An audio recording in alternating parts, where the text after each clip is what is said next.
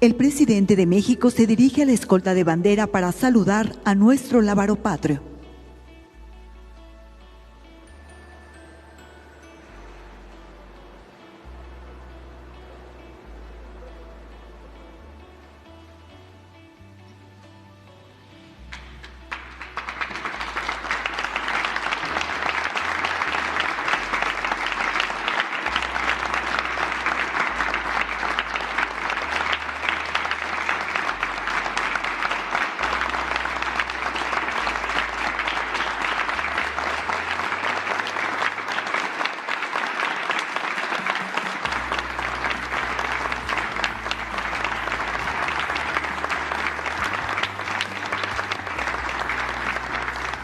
Se rendirán los honores al presidente constitucional de los Estados Unidos mexicanos y comandante supremo de las Fuerzas Armadas.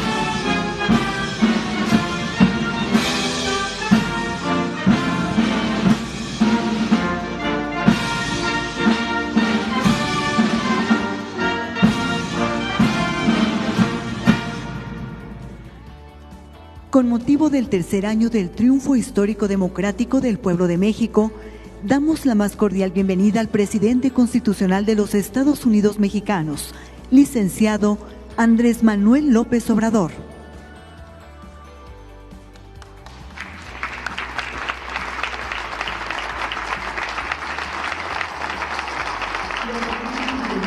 Gabinete legal y ampliado del Gobierno de México, representantes de los medios de comunicación y quienes nos siguen por internet a través de las redes sociales. Sean todos bienvenidos.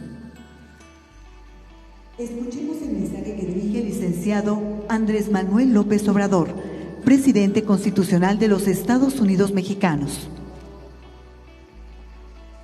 Amigas, amigos, integrantes del Gabinete de Gobierno, representantes de instituciones, mujeres, hombres, servidores públicos. Como es costumbre, cada 3 meses informamos al pueblo de México sobre la situación que guarda el país y la forma en que gobernamos. En los 3 meses que corresponden a este informe, se han presentado signos alentadores de recuperación de las crisis sanitaria y económica. De abril a junio se redujo considerablemente el número de contagios y, lo más importante, en este periodo se han registrado menos fallecimientos por COVID. Aunque se trata de un comportamiento mundial, porque ya empieza a sentirse el efecto positivo en la aplicación de nuevos medicamentos, especialmente por la vacuna, no debemos dejar de reconocer el esfuerzo conjunto hecho por el pueblo y el gobierno para ir recuperando poco a poco la normalidad. Que no se olvide la actitud responsable de muchos mexicanos que se han cuidado, ya sea en sus domicilios o quienes tienen la necesidad imperiosa de salir a buscar el sustento diario en la calle. Que no se borre de la memoria la forma en que se cuidó en la familia a los adultos mayores y a quienes padecen de enfermedades crónicas. Agradezcamos a los que cerraron un negocio pero no dejaron de pagar a sus trabajadores. Expresemos nuestra gratitud a los médicos, enfermeras y trabajadores de la salud que arriesgaron sus vidas para salvar a otros. Todos estos gestos de amor y solidaridad verdadera han ayudado a sobrellevar los sacrificios y el sufrimiento. La fraternidad se ha hecho presente también para quienes perdieron a sus seres queridos a causa de la terrible pandemia del COVID. En cuanto a nuestra actuación, hemos hecho todo lo que humanamente es posible para enfrentar esta pandemia y salvar vidas. Es público y notorio que informamos y respondimos a tiempo, que levantamos con oportunidad el sistema de salud pública que estaba en ruinas. No titubeamos en destinar recursos a la atención de la pandemia. En 15 meses el presupuesto de salud se ha incrementado en 70,000 millones de pesos. Se terminaron, reconvirtieron y equiparon hospitales. Se contrató y capacitó a más de 70,000 trabajadores de la salud. En fin, se logró que ningún enfermo se quedara sin una cama, equipo de respiración o personal de salud que lo atendiera. Aún cuando en estos sensibles y tristes acontecimientos no es correcto hacer comparaciones, me limito a decir que nuestro país no está colocado ni en América ni en el resto del mundo en los primeros lugares en mortalidad por COVID. El Programa Nacional de Vacunación ha funcionado con eficacia y ha llegado a todos los pueblos de México. Hasta hoy hemos recibido 57,336,000 dosis de vacunas, Pfizer, Sinovac, Sputnik, AstraZeneca, Johnson & Johnson, CanSino, de farmacéuticas y gobiernos extranjeros que han demostrado con hechos su solidaridad con nuestro país, con México y con su pueblo. Destaco el apoyo de Cuba, de Argentina, de Estados Unidos, de Rusia, de China, de India. Llevamos el 35% de toda la población mayor de 18 años vacunada. Ya concluimos esta importante labor preventiva en Baja California. Es la primera entidad de las 32 donde se cumplió la vacunación, aún con una sola dosis. Y reitero el compromiso de vacunar aún también con una dosis a todos los mayores de 18 años del país para el mes de octubre, con el propósito de que lleguemos al invierno más protegidos. El tener en la actualidad 19 estados con semáforo verde, 8 en amarillo, 5 en naranja y ninguno en rojo, es también un buen indicador para la normalización de la actividad productiva, educativa y social del país. En el campo se está produciendo sin limitaciones. El año pasado la producción agropecuaria aumentó 2% y lo ha hecho otro tanto en lo que va de este año. El sector industrial está en franca recuperación y lo mismo el comercio, el turismo, los restaurantes, la aviación y otros servicios. Casi todos los pronósticos para este año coinciden en que la economía crecerá alrededor del 6%. No hemos contratado deuda pública adicional. Y como no sucedía en 3 décadas, el peso no se ha devaluado durante los primeros 2 años y medio de nuestro gobierno. El salario mínimo ha aumentado en 44% en términos reales, como no se veía en 36 años. No hemos aumentado en términos reales los precios de las gasolinas, el diésel, la luz. El gas ha aumentado un poco por encima de la inflación, pero ya vamos a corregir ese aumento muy pronto. Desde que llegamos al gobierno hasta la fecha, el índice de la Bolsa de Valores ha crecido en 20%. La inflación se mantiene estable. La tasa de interés que fija el Banco de México se ha reducido durante nuestro gobierno en 3.75%.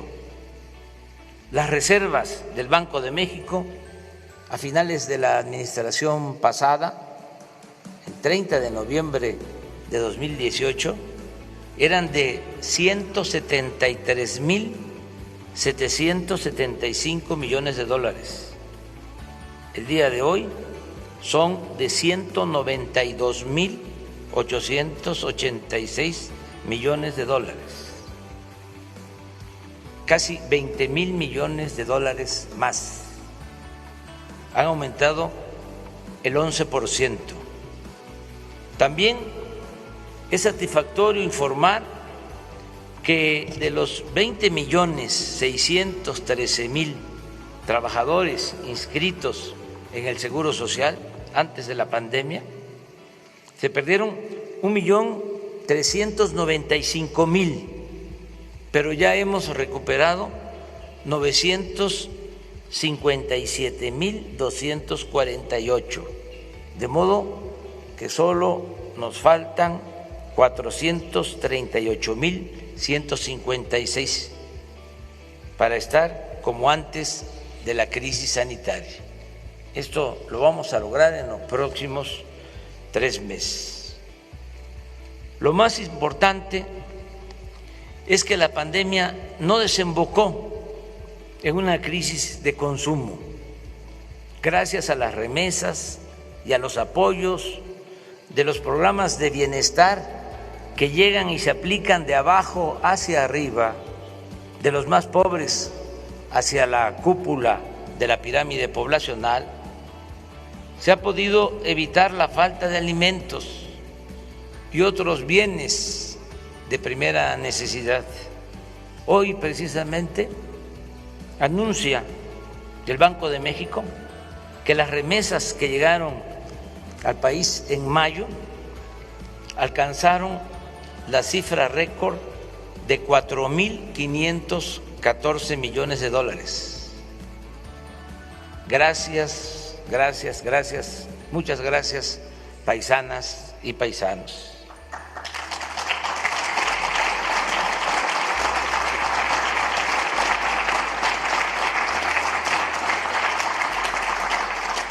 No ha habido asaltos a comercios, ni actos de vandalismo o desesperación por hambre o desatención a las necesidades básicas de la gente. Hay gobernabilidad en nuestro país. En materia de seguridad pública también hemos avanzado, aún con la complejidad del problema que heredamos. Ya estaban integradas las bandas, los grupos delictivos cuando llegamos. No creo que se hayan creado nuevos grupos en estos 2 años y medio. Es el Cártel Jalisco o del Pacífico o el de Guanajuato, los que ya habían, los que estamos enfrentando, no declarándoles la guerra, porque la violencia no se puede enfrentar con la violencia, sino con otros métodos más humanos y más eficaces. Estamos atendiendo a los jóvenes, estamos atendiendo a los desposeídos, a los pobres, para que no tengan necesidad de tomar el camino de las conductas antisociales, bajo el criterio de que la paz es fruto de la justicia. De todas formas, ha ido bajando la incidencia delictiva. En el tiempo que llevamos en el gobierno, los homicidios han disminuido 2%, el robo de vehículo en 40%, el secuestro en 41%, el robo a casa habitación en 26%, aunque todavía tenemos aumentos del 14% en feminicidio, en 9% en robo de transporte público individual y en 26% en extorsión. Agradezco, como siempre, el apoyo del Gabinete de Seguridad, que todos los días, de lunes a viernes, esto es inédito, nunca en la historia del país un gobierno había destinado tanto tiempo a atender el problema de la inseguridad y de la violencia. Todos los días, de lunes a viernes, de 6 a 7 de la mañana, se reúnen servidores públicos, el secretario de la Defensa, el secretario de Marina, la secretaria de Seguridad Pública, la secretaria de Gobernación, el consejero jurídico.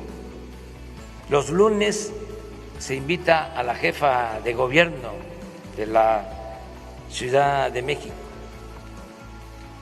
y se reciben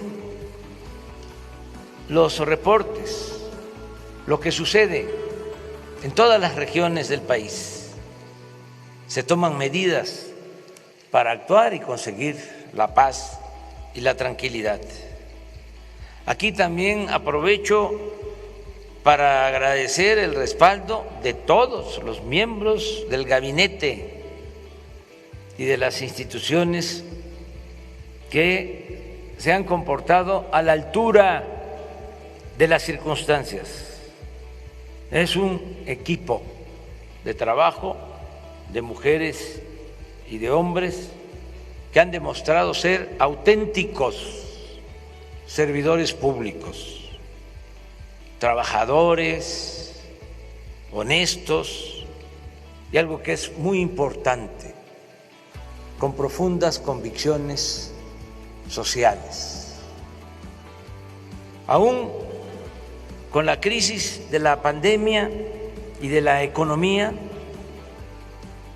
pudimos celebrar una de las más numerosas y competidas elecciones de la historia de México, sin problemas mayores y consolidando al mismo tiempo el sistema y el método democrático, guiados por el ideal maderista y por nuestras convicciones a favor de la causa de la democracia y en contra del fraude electoral que padecimos durante mucho tiempo.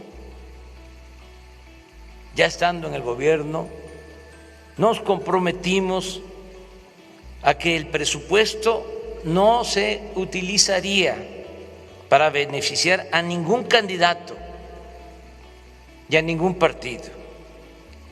Y cumplimos. Es decir, que como pocas veces en esta ocasión no se llevaron a cabo elecciones de Estado.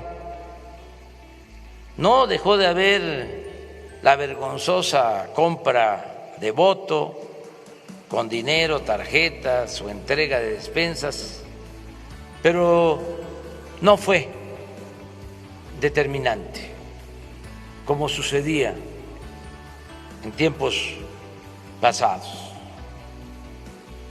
Además, no hubo masacres, no se desató la violencia contra ciudadanos inocentes para infundir miedo.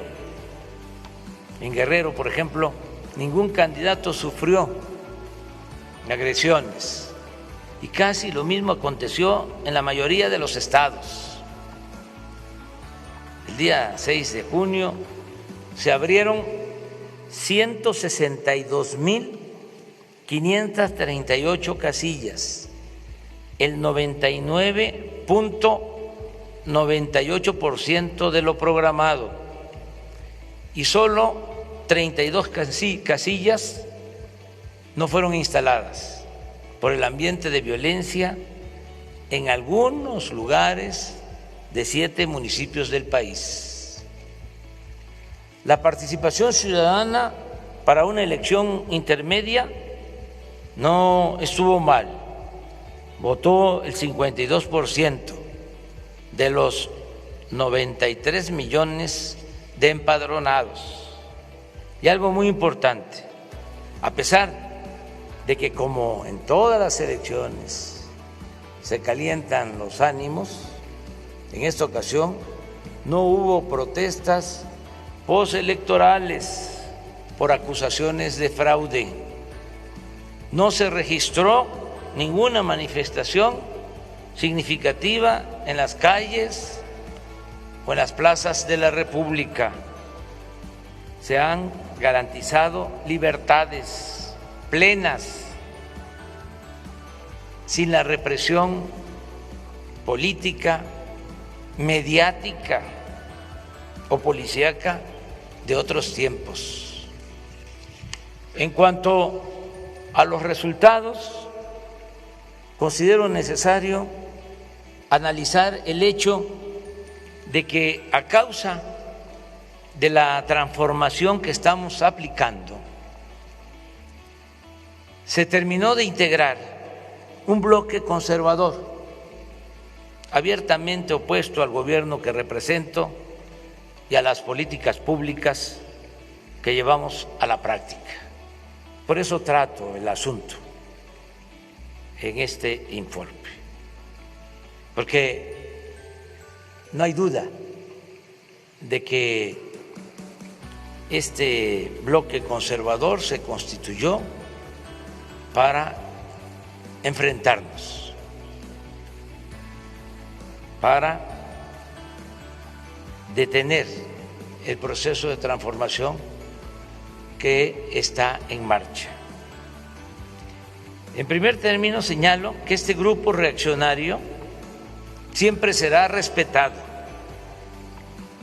y tendrá libertad para ejercer su derecho a disentir. Son adversarios, no enemigos. No los tratamos como ellos lo hicieron cuando nosotros estábamos en la oposición. No los vemos como enemigos a destruir, sino como adversarios a vencer. Sencillamente defendemos y representamos proyectos de nación distintos y contrapuestos. En ese bloque se unieron de manera legítima empresarios, dueños de medios de información, periodistas e intelectuales de derecha, líderes partidistas, dirigentes de la llamada sociedad civil y políticos del antiguo régimen, entre otros. Repito, para enfrentar el proyecto de transformación que estamos aplicando para acabar con la corrupción y con la desigualdad. Como era de esperarse, nuestros básicamente a impedir que obtuviéramos la mayoría en la Cámara de Diputados, cuya facultad de esta Cámara de Diputados, facultad exclusiva, es la de aprobar el presupuesto. Hicieron todo, recurrieron hasta a la guerra sucia, pero afortunadamente no lograron su propósito. La alianza Juntos Hacemos Historia, que defiende nuestro proyecto de transformación, triunfó en 186 de los 300 distritos en disputa, en tanto que el bloque conservador obtuvo 107 y el Partido Movimiento Ciudadano 7. Si a ello se suma el reparto de plurinominales, la bancada a nuestro favor tendrá una cómoda mayoría. En otras palabras, ya se cuenta con la seguridad de que será aprobado el presupuesto destinado al desarrollo del país y al bienestar del pueblo. Se les ganó en buena lid, porque el pueblo es sabio.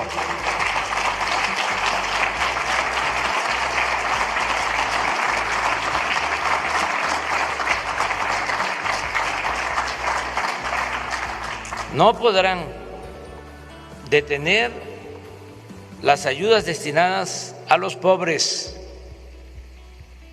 no podrán desaparecer, como lo querían, la pensión a los adultos mayores, a las niñas y niños con discapacidad, las becas para estudiantes de familias pobres, ni la atención médica y los medicamentos gratuitos. Tampoco podrán frenar el programa Sembrando Vida, ni el de jóvenes construyendo el futuro, ni el aeropuerto Felipe Ángeles, ni el Tren Maya, ni el Banco de Bienestar, ni el Internet para todos, ni el proyecto del Istmo de Tehuantepec, ni nada que vaya destinado a los pobres, a los que aborrecen, porque con honrosas excepciones los conservadores son clasistas, racistas e hipócritas. Como bien dijo en una de las pocas veces que trató el tema el presidente Juárez, lo cito textualmente: los ricos y los poderosos ni sienten ni menos procuran remediar las desgracias de los pobres. Podrá suceder que alguna vez los poderosos se convengan en levantar la mano sobre un pueblo pobre, oprimido, pero eso lo harán por sus intereses y conveniencia. Eso será una eventualidad que nunca debe servir de esperanza segura al débil. Hasta ahí la cita. Sin embargo, no poseo ni aspiro a tener el monopolio de la verdad absoluta. Por eso reitero, nuestros adversarios siempre recibirán del gobierno que represento el respeto y la libertad a la que tienen derecho para manifestarse sin límites, represión o censura. Los tiempos han cambiado. Juárez decía, los reaccionarios también son mexicanos. Esa frase la volvió a utilizar Plutarco Elías Calles. Los reaccionarios también son mexicanos.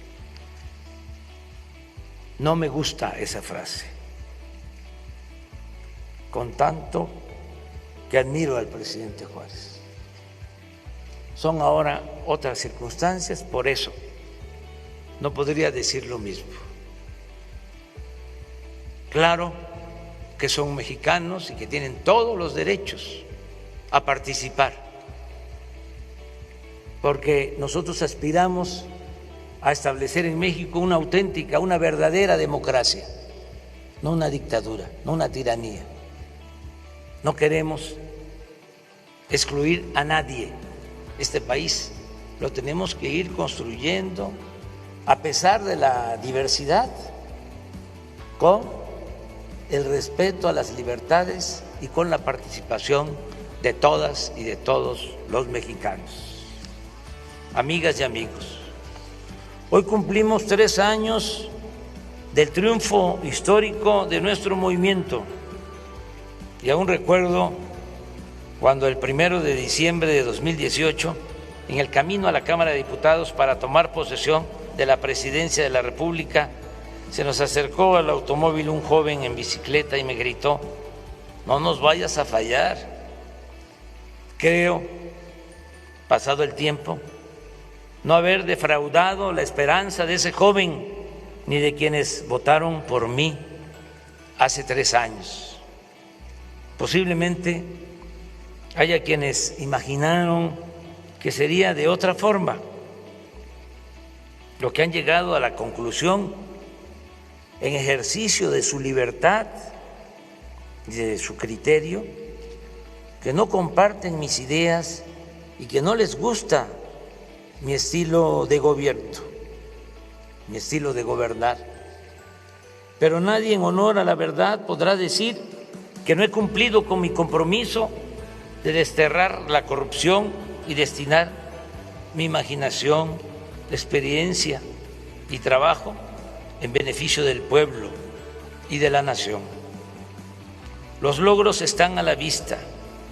A pesar de la pandemia y del sufrimiento que acarreó, la gente no ha perdido la fe en un mejor porvenir. Existen libertades plenas y poco a poco vamos pacificando al país sin violar derechos humanos y sin reprimir al pueblo. Me alegra que así lo entiendan la mayoría de los mexicanos. Hace 3 días se terminó de levantar una encuesta telefónica nacional aplicada por nosotros y comparto con ustedes algunas preguntas y respuestas, y subrayo, aplicada por nosotros, para que no se vaya a malinterpretar. Cuando digo aplicada por nosotros, se debe también pensar que tenemos 3 principios rectores: no mentir, no robar y no traicionar al pueblo. Las preguntas y las respuestas. Con respecto al año pasado, ¿cómo es su situación económica actual? Mejor, 15.3%. Igual, 42.9%. Peor, 40.0%. No sabe, no contestó, 1.9%. Otra, ¿cómo cree que será su situación económica el siguiente año? Mejor, 38.4%. Igual, 26.8%. Peor, 23.2%. No sabe, no contestó, 11.6%. ¿Cómo cree que será la situación del país al término de este sexenio? Mejor, 41.4%. Igual, 23.9%. Peor, 26.9%. No sabe, no contestó, 7.8%. En su opinión, ¿cómo es la corrupción en el país en este sexenio comparado con el anterior? Mayor, 19.7%. Igual, 33.3%. Menor, 43.0%. No sabe, no contestó, 4.0%. ¿Piensa usted que el gobierno actual representa un cambio importante? Sí, 64.7%. No, 31.1%. No sabe, 2.5%. No contestó, 1.6%. ¿Está usted de acuerdo en ese cambio? Sí, 87.4%. No,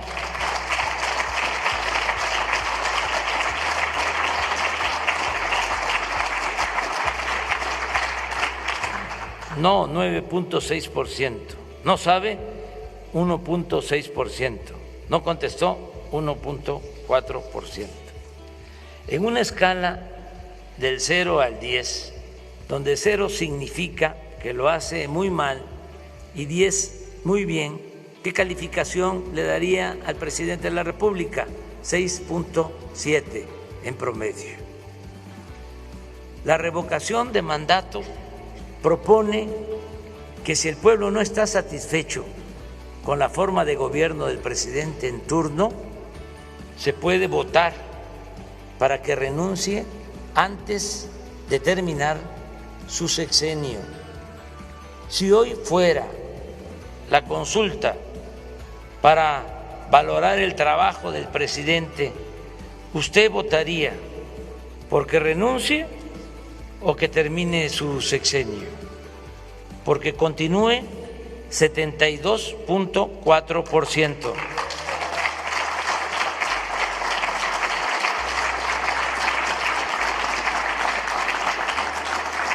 Porque renuncie, 22.7%. No le importa, le da igual, 1.1%. No sabe o no contestó, 3.8%. En fin, estamos bien calificados, pero aspiramos a convencer a más gente a que se vaya creando más conciencia, que haya más revolución de las conciencias, a informar, a orientar, a concientizar, convencer para elevar a rango supremo la honestidad y hacer gala, sentirnos orgullosos de la gran reserva de valores culturales, morales y espirituales que heredamos de nuestros antepasados. Esa es la grandeza de México. La fraternidad, como se afirma en la Guía Ética para la Transformación de México, es hacer propios los problemas de los demás.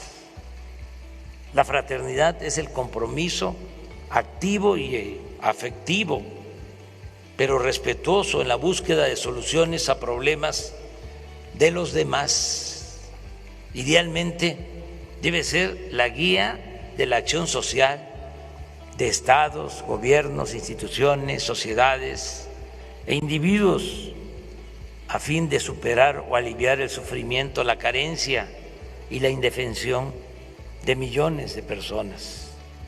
Es un deber colectivo de las naciones ofrecer a cada uno de sus hijas, a cada una de sus hijas e hijos, una cuna para nacer, un pupitre para aprender, herramientas para trabajar, una cama para dormir, una mesa para comer, un techo para guarecerse, un lugar en el hospital para curarse y una tumba para descansar.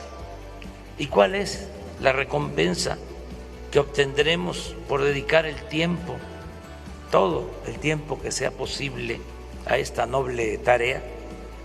La recompensa será el estar bien con nuestra conciencia y con el prójimo y gozar de la inmensa felicidad que produce el ayudar a vivir a todas y todos en un país más libre, más justo, más seguro, más pacífico y más próspero. Termino, amigas y amigos, mexicanas, mexicanos, enviando este breve mensaje a todas, a todos ustedes, al pueblo de México. Gracias por refrendar su confianza en mi persona. Repito, yo siempre estaré a la altura de ustedes y nunca, jamás los traicionaré. Gracias, gracias, gracias, gracias de todo corazón. Muchas gracias.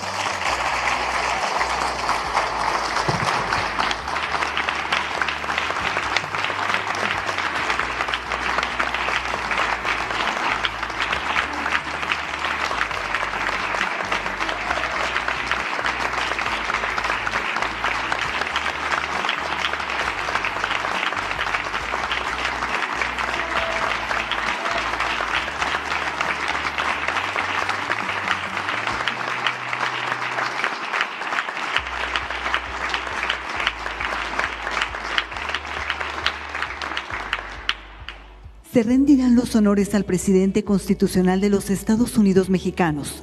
Se les invita a permanecer de pie para entonar nuestro himno nacional.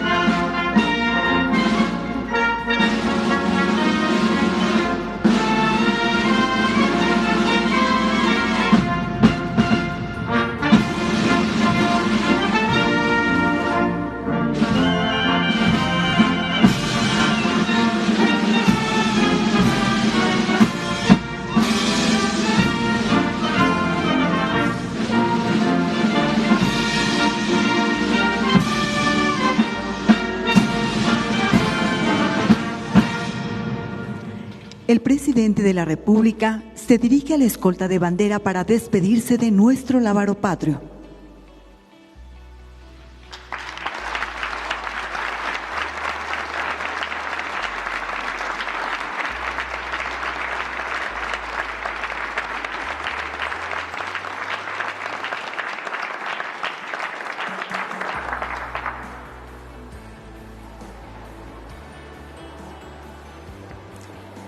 Se agradece la asistencia del presidente de México, de nuestros distinguidos invitados, medios de comunicación y público en general.